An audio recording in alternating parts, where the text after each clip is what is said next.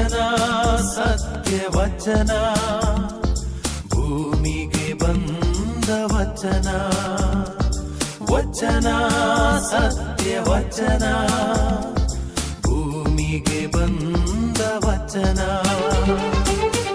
ಆದಿಯಲ್ಲಿ ಇದ್ದ ವಚನ, ನಮ್ಮ ನೋಡ ಬಂದ ವಚನ. ವಚನ ಸತ್ಯ ವಚನ, ಭೂಮಿಗೆ ಬಂದ ವಚನ.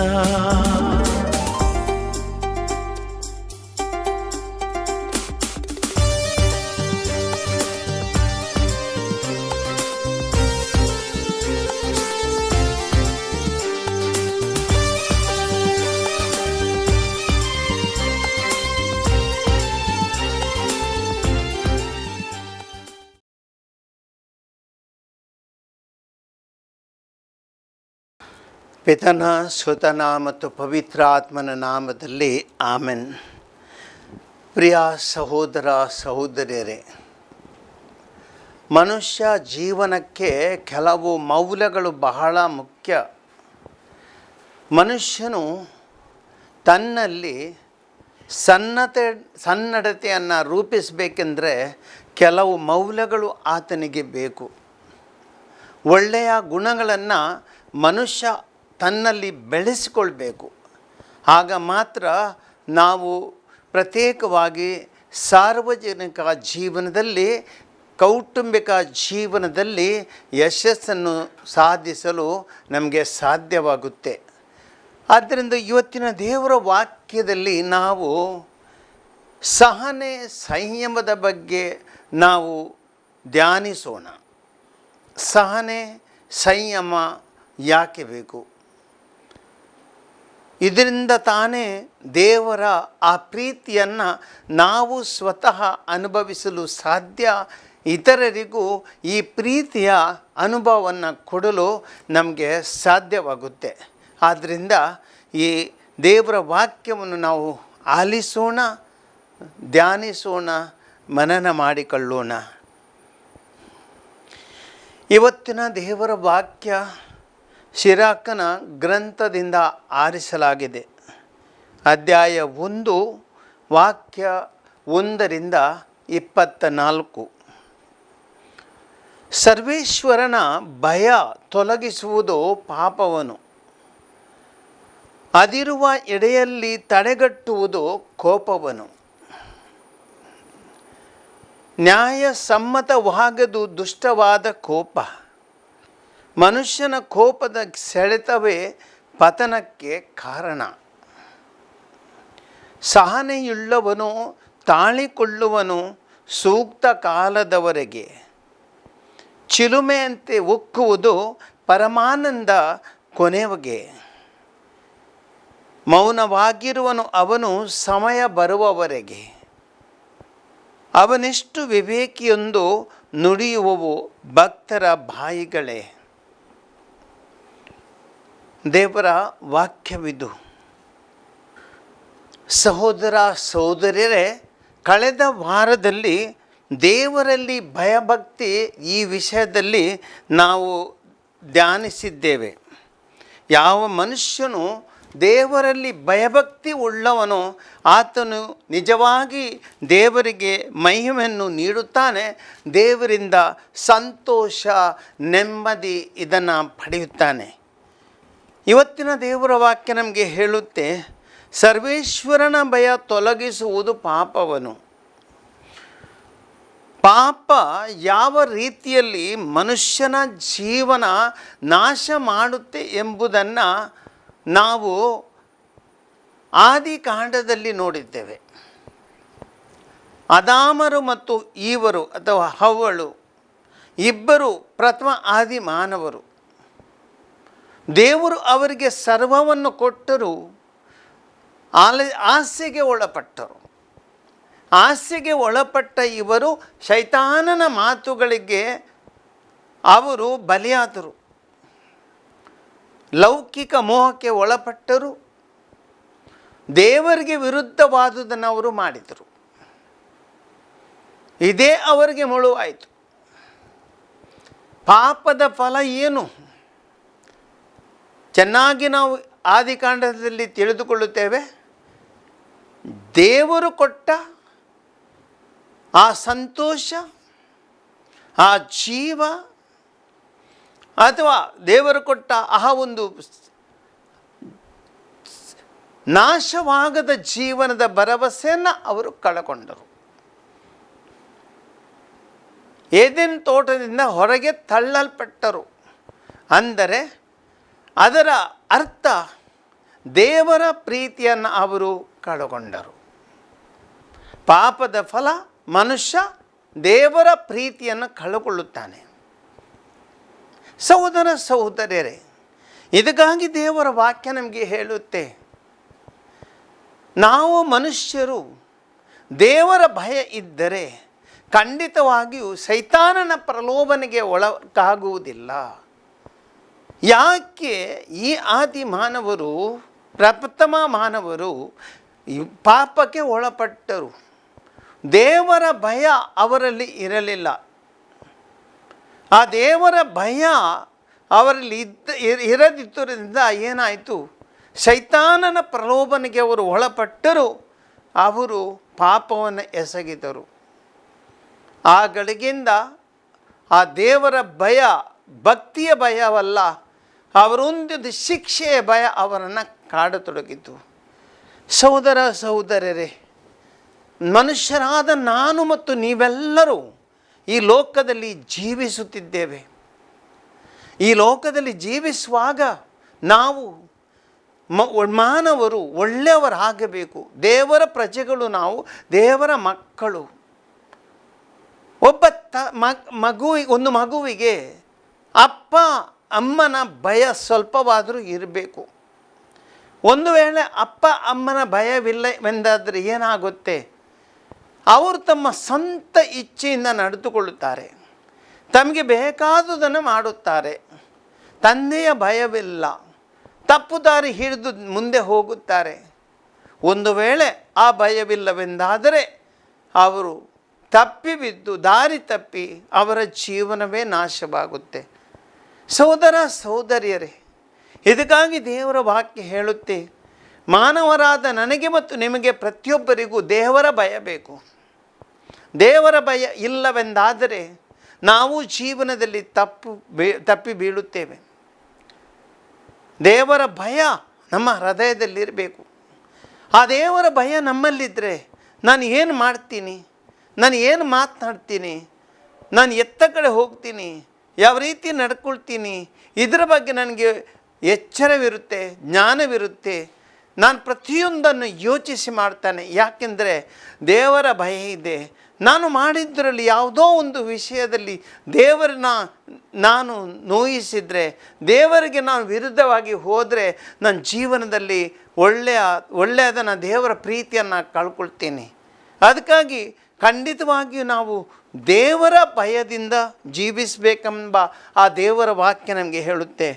ಎರಡನೆಯದಾಗಿ, ಅದಿರುವ ಕಡೆಯಲ್ಲಿ ತಡೆಗಟ್ಟುವುದು ಕೋಪವನು. ಕೋಪ ಮನುಷ್ಯನಿಗೆ ಇನ್ನೊಂದು ನಾಶ ಮಾಡುವ ವಸ್ತು. ಕೋಪ, ಮುಂದೆ ದೇವರ ವಾಕ್ಯ ಇರ್ತದೆ, ನ್ಯಾಯಸಮ್ಮತವಾಗದು ದುಷ್ಟವಾಗದ ಕೋಪ. ಮನುಷ್ಯನ ಕೋಪದ ಸೆಳೆತದ ಮೇಲೆ ಆತನ ಪತನಕ್ಕೆ ಕಾರಣ. ಮನುಷ್ಯನ ಕೋಪದ ಸೆಳೆತವೇ ಆತನ ಪಾಪಕ್ಕೆ ಕಾರಣ. ಕೋಪವೆಂದರೆ ಭಯಂಕರ ಒಂದು, ನಾವು ನೋಡ್ತೇವೆ, ಅಗ್ನಿ, ಬೆಂಕಿ, ಸುಡುವ ಬೆಂಕಿ. ಮೊನ್ನೆ ಅಷ್ಟಕ್ಕೆ ಅಥವಾ ಈ ಕಳೆದ ವಾರದಲ್ಲಿ ಟರ್ಕಿ ದೇಶದಲ್ಲಿ ಕಾಡ್ಗಿಚ್ಚಿನ ಬಗ್ಗೆ ನೀವು ಕೇಳಿದ್ದಿರಬಹುದು. ಇಷ್ಟು ಭಯಂಕರವಾದ ಕಾಡ್ಗಿಚ್ಚು ಈ ಟರ್ಕಿ ದೇಶದಲ್ಲಿ ಹಬ್ಬಿದೆ. ಇಡೀ ಅರಣ್ಯ ನಾಶವಾಗುತ್ತಿದೆ. ಅರಣ್ಯ ಮಾತ್ರವಲ್ಲ, ಹಲವಾರು ಮನುಷ್ಯನು ಜೀವಿಸುವಂಥ ಮನೆಗಳು ನಾಶವಾಗಿವೆ, ಹಲವಾರು ತೋಟಗಳು ನಾಶವಾಗಿವೆ. ಮನುಷ್ಯರ ಬದುಕು ದುಸ್ತರವಾಗಿದೆ. ಅನೇಕರು ಈ ಬೆಂಕಿಯಲ್ಲಿ ಸುಡಲ್ಪಟ್ಟಿದ್ದಾರೆ. ವಿನಾಶ ನೋಡಿ, ಬೆಂಕಿ ಎಲ್ಲೋ ಒಂದು ಕಡೆ ಅದು ಹೊತ್ತಿಕೊಳ್ಳುತ್ತೆ. ಆ ಬೆಂಕಿ ಹೊತ್ತಿಕೊಂಡ ಬೆಂಕಿ ಕ್ಷಣಾರ್ಧದಲ್ಲಿ ಎಲ್ಲ ಕಡೆ ಹರಡಿಕೊಳ್ಳುತ್ತೆ. ಅದೆಷ್ಟು ಭಯಂಕರ. ಕೆಲವು ದಿನಗಳಿಂದ ನೆರೆ ವಿಕೋಪದ ಬಗ್ಗೆ ನಾವು ಕೇಳಿದ್ದೀವಿ. ಮೊನ್ನೆ ತಾನೇ ಜಮ್ಮು ಕಾಶ್ಮೀರದಲ್ಲಿ ಮೇಘಸ್ಫೋಟವಾಯಿತು. ಆ ಮೇಘಸ್ಫೋಟವಾದ ಸಂದರ್ಭದಲ್ಲಿ ಆ ನೀರಿನ ರಭಸಕ್ಕೆ ಒಂದು ಹಳ್ಳಿ ಸಂಪೂರ್ಣವಾಗಿ ನಾಶವಾಯಿತು. ಗುಡ್ಡಗಳು ಜರಿದು ಬಿದ್ದವು, ಸರ್ವವೂ ನಾಶವಾಯಿತು.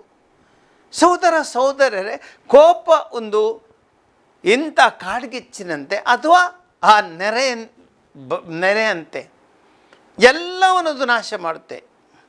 ಮನುಷ್ಯ ಜೀವನದ ಸಂತೋಷಗಳನ್ನು ನಾಶ ಮಾಡುತ್ತೆ. ಮನುಷ್ಯನಲ್ಲಿರುವ ದೇವರ ಪ್ರೀತಿಯನ್ನು ನಾಶಪಡಿಸುತ್ತೆ.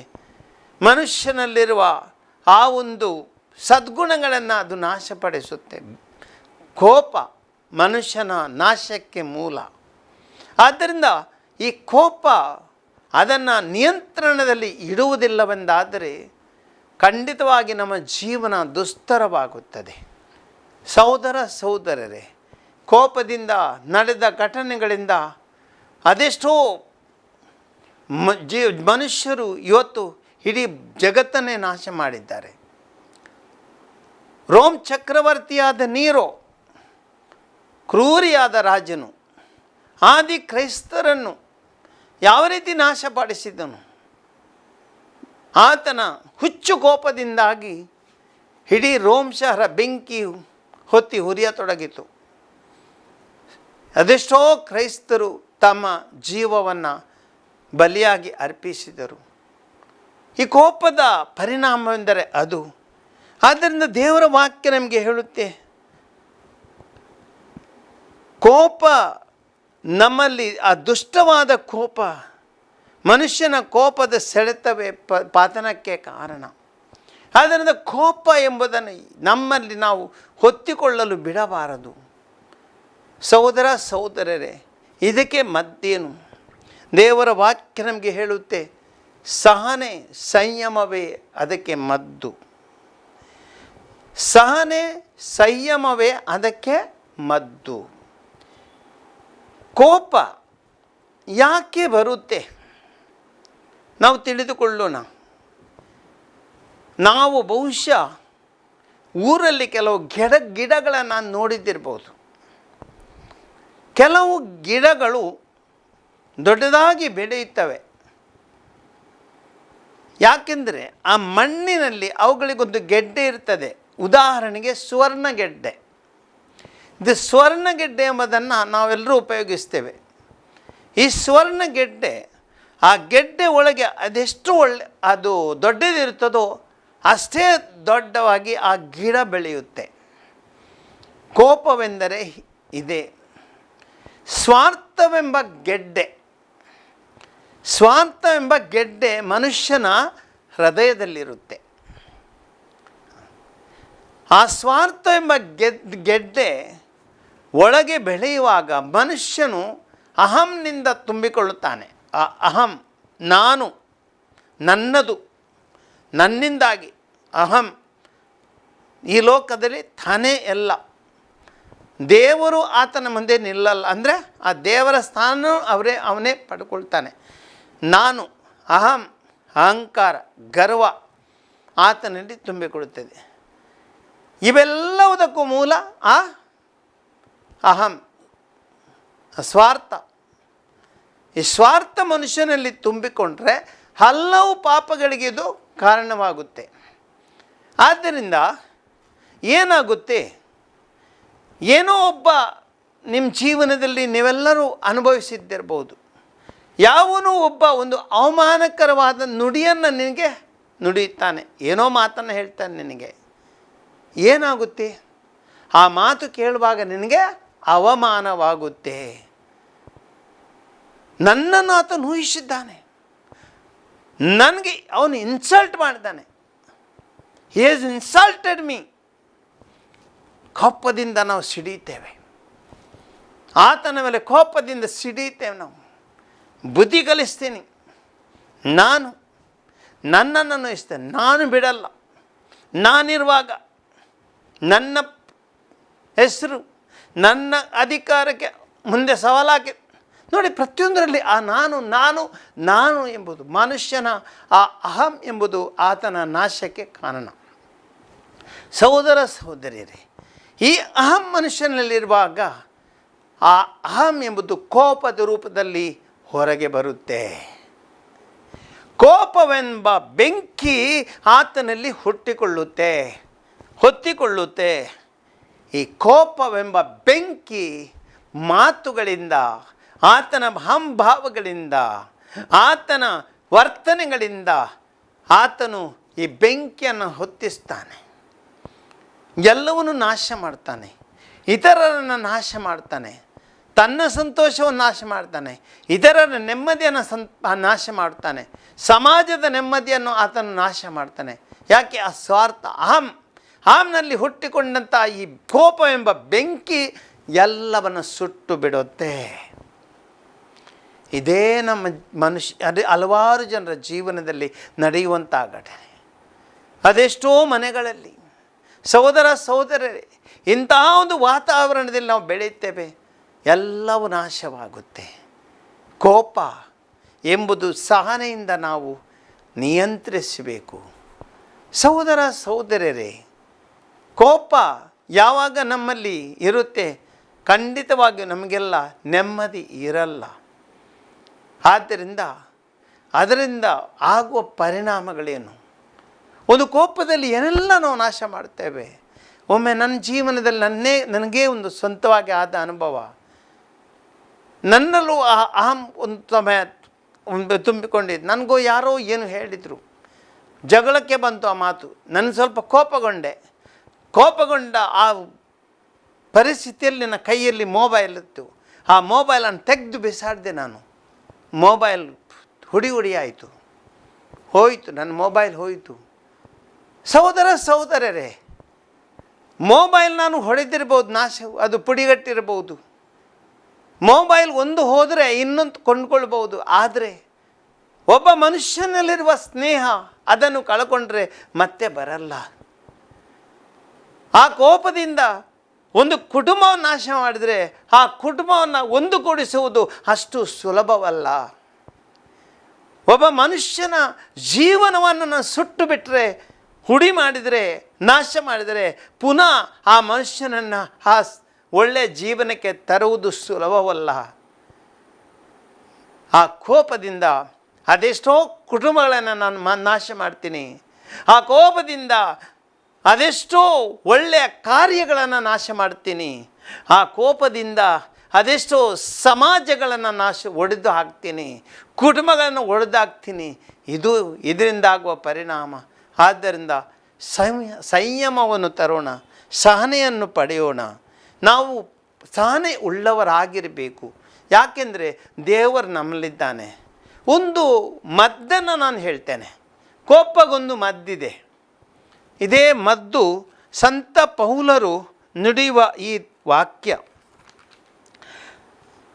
ಕೊಲೊಸ್ಸೆಯರಿಗೆ ಬರೆದ ಪತ್ರದಲ್ಲಿ, ಗಲಾತ್ಯದವರಿಗೆ ಬರೆದ ಪತ್ರದಲ್ಲಿ ಸಂತ ಪೌಲರು ಅಧ್ಯಾಯ 2, ಈ ಅಧ್ಯಾಯ 2ರಲ್ಲಿ ಸಂತ ಪೌಲರು ಹೇಳುತ್ತಾರೆ, ಈಗ ಜೀವಿಸುವುದು ನಾನಲ್ಲ, ಕ್ರಿಸ್ತ ಯೇಸು ನನ್ನಲ್ಲಿ ಜೀವಿಸುತ್ತಿದ್ದಾರೆ. ಈ ಒಂದು ವಾಕ್ಯ ಸಾಕು. ಈಗ ಜೀವಿಸುವುದು ನಾನಲ್ಲ, ಕ್ರಿಸ್ತ ಯೇಸುವಿನಲ್ಲಿ ಕ್ರಿಸ್ತ ಯೇಸು ನನ್ನಲ್ಲಿ ಜೀವಿಸ್ತಾರೆ.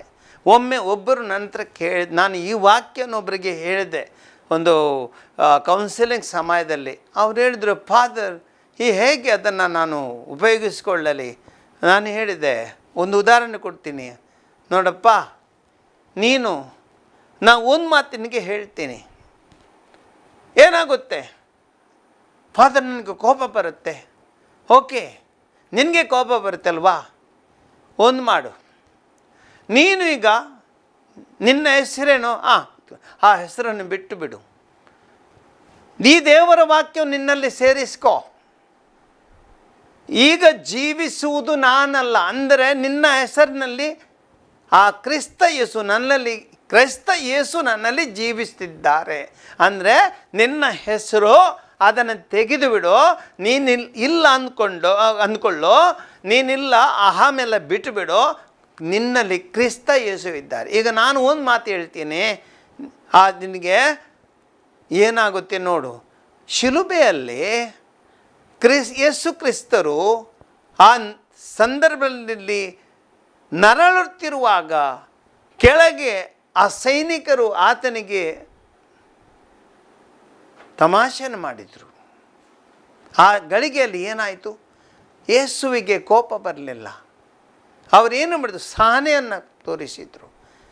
ತಂದೆಯೇ, ಅವರನ್ನು ಕ್ಷಮಿಸು, ಅವರು ಏನು ಮಾಡ್ತಿದ್ದಾರೆ ಅವರಿಗೆ ತಿಳಿಯದು. ತಂದೆ, ಅವರನ್ನು ಕ್ಷಮಿಸು. ಸಹೋದರ ಸಹೋದರಿ, ಈ ಗಳಿಗೆಯಲ್ಲಿ ಯಾರೋ ನಿನಗೆ ಕೋಪದಿಂದ ಏನು ಹೇಳ್ತಿದ್ದಾರೆ, ಏನು ಮಾಡ್ತೀಯಾ? ಹೊಡಿತೀಯಾ? ಅವ್ರು ನಾಶ ಮಾಡ್ತೇನೆ ಅಂದ್ಕೊಳ್ತೀಯಾ? ಬೇಡ. ಇದನ್ನೇ ಹೇಳು, ನಾನಲ್ಲ, ಕ್ರಿಸ್ತ ಯೇಸುವಿನನ್ನೇ ಜೀವಿಸ್ತಿದ್ದಾರೆ. ಈ ಮಾತುಗಳು ಯೇಸು ಕ್ರಿಸ್ತರಿಗೆ ಹೇಳಲ್ಪಟ್ಟಿವೆ. ಹಾಗಾದರೆ ಯೇಸು ಕ್ರಿಸ್ತನು ಯಾವ ರೀತಿಯಲ್ಲಿ ಪ್ರತಿಕ್ರಿಯೆಯನ್ನು ನೀಡ್ತಾನೆ, ಅದೇ ಪ್ರತಿಕ್ರಿಯೆಯನ್ನು ನೀನು ನೀಡು. ಇದೇ ಮತ್ತು ಆದ್ದರಿಂದ ಸಹೋದರ ಸಹೋದರರೇ, ಯಾವ ಸಂದರ್ಭದಲ್ಲಿ ಕೋಪಕ್ಕೆ ನಾನು ಒಳಗಾಗುತ್ತೇನೆ, ಸಹನೆಯಿಂದ ನಾನು ವರ್ತಿಸಬೇಕು. ಯೇಸು ಕ್ರಿಸ್ತರು ಸಹನೆಯಿಂದ, ಸಂಯಮದಿಂದ, ವಿವೇಕತನದಿಂದ ಅವರು ವರ್ತಿಸಿದರು. ಒಂದೇ ಒಂದು ಪ್ರೀತಿಯ ಮಾತನ್ನು ಆಡಿದರು, ತಂದೆ ಅವರನ್ನು ಕ್ಷಮಿಸು. ಆ ಪ್ರೀತಿಯ ಮಾತುಗಳು ಅವರ ಜೀವನವನ್ನೇ ಬದಲಿಸಿಬಿಟ್ಟವು. ಸಹೋದರ ಸಹೋದರರೇ, ನಮ್ಮ ಕುಟುಂಬಗಳನ್ನ ಉಳಿಸಿಕೊಳ್ಳೋಣ, ದೇವರ ಪ್ರೀತಿಯನ್ನು ಉಳಿಸಿಕೊಳ್ಳೋಣ, ನಮ್ಮ ಒಡನಾಟವನ್ನು ಉಳಿಸಿಕೊಳ್ಳೋಣ. ಕೋಪಕ್ಕೆ ಒಳಗಾಗುವುದು ಬೇಡ, ಅಹಮ್ಮನ್ನು ಮರೆತು ಬಿಡೋಣ. ನಾವೆಲ್ಲರೂ ಕ್ರಿಸ್ತ ಯೇಸುವಿನಲ್ಲಿ ಒಂದಾಗಿದ್ದೇವೆ. ನಾನಲ್ಲ, ಕ್ರಿಸ್ತ ಯೇಸು ನಮ್ಮಲ್ಲಿ ಜೀವಿಸ್ತಿದ್ದಾರೆ. ಯೇಸುವಿನ ಮಾತುಗಳು ನಮ್ಮ ಮಾತುಗಳಾಗಲಿ, ಯೇಸುವಿನ ವರ್ತನೆ ನಮ್ಮ ವರ್ತನೆ ಆಗಲಿ, ಯೇಸುವಿನ ಪ್ರೀತಿ ನಮ್ಮ ಪ್ರೀತಿ ಆಗಲಿ, ಯೇಸುವಿನ ಪ್ರತಿಕ್ರಿಯೆ ನಮ್ಮ ಪ್ರತಿಕ್ರಿಯೆ ಆಗಲಿ, ಯೇಸುವಿನ ಸಂಯಮ, ಯೇಸುವಿನ ಸಹನೆ ನಮ್ಮದಾಗಲಿ. ಆ ಗಳಿಗೆಯಲ್ಲಿ ಮಾತ್ರ ಕೋಪದಿಂದ ನಾವು ಈ ಕೋಪದ ಮೇಲೆ ಜಯಿಸಲು ಸಾಧ್ಯ. ಇಡೀ ಮನುಷ್ಯಕುಲವನ್ನೇ ಪ್ರೀತಿಯಿಂದ ಬೆಳೆಸಲು ಸಾಧ್ಯ. ಅಂಥ ಪ್ರೀತಿಯನ್ನು ನಮ್ಮಲ್ಲಿ ಬೆಳೆಸಿಕೊಳ್ಳೋಣ. ಒಂದು ಗಳಿಗೆ ದೇವರಲ್ಲಿ ಪ್ರಾರ್ಥಿಸೋಣ. ತಂದೆಯಾದ ದೇವರೇ, ಕೋಪದಿಂದ ಅದೆಷ್ಟೋ ಘಟನೆಗಳಲ್ಲಿ ನನ್ನ ಜೀವನವನ್ನು ನಾನು ನಾಶ ಮಾಡಿದ್ದೇನೆ, ಇತರರ ಜೀವನವನ್ನು ನಾಶ ಮಾಡಿದ್ದೀನಿ. ಯೇಸುವೆ, ನೀವು ಆ ಶಿಲುಬೆಯಿಂದ ಪ್ರೀತಿಯಿಂದ ಅವರನ್ನು ಕ್ಷಮಿಸಿದಿರಿ. ಕೋಪದಿಂದ ನೀವು ಪ್ರತಿಕ್ರಿಯಿಸಲಿಲ್ಲ, ಸಂಯಮದಿಂದ, ಸಹನೆಯಿಂದ ನೀವು ನಡೆದುಕೊಂಡಿರಿ. ಯೇಸುವೆ, ನನ್ನ ಮನೆಯಲ್ಲಿ, ನನ್ನ ಜೀವನದಲ್ಲಿ, ನನ್ನ ಸಮಾಜದಲ್ಲಿ, ನನ್ನ ಸಾರ್ವಜನಿಕ ಜೀವನದಲ್ಲಿ, ನನ್ನ ವೈಯಕ್ತಿಕ ಜೀವನದಲ್ಲಿ ಅದೆಷ್ಟೋ ಬಾರಿ ಕೋಪಕ್ಕೆ ನಾನು ಒಳಗಾಗುತ್ತೇನೆ. ಆ ಕೋಪ ನನ್ನನ್ನು ಸುಡುತ್ತಿದೆ. ಈ ಸಮಯದಲ್ಲಿ ಸಹನೆಯನ್ನು ನನಗೆ ನೀಡಿರಿ, ಪ್ರೀತಿಯನ್ನು ನನಗೆ ನೀಡಿರಿ. ಸಹನೆಯಿಂದ, ಸಂಯಮದಿಂದ ವರ್ತಿಸಿ ನಿಮ್ಮ ಆ ರೂಪವಾಗಿ ನಾನು ಬೆಳೆಯಲು, ವರ್ತಿಸಲು ನನಗೆ ನಿಮ್ಮ ಆ ಶಕ್ತಿಯನ್ನು ನೀಡಿರೆಂದು ನಾವು ನಿಮ್ಮಲ್ಲಿ ಪ್ರಾರ್ಥಿಸ್ತೇವೆ. ಆಮೆನ್.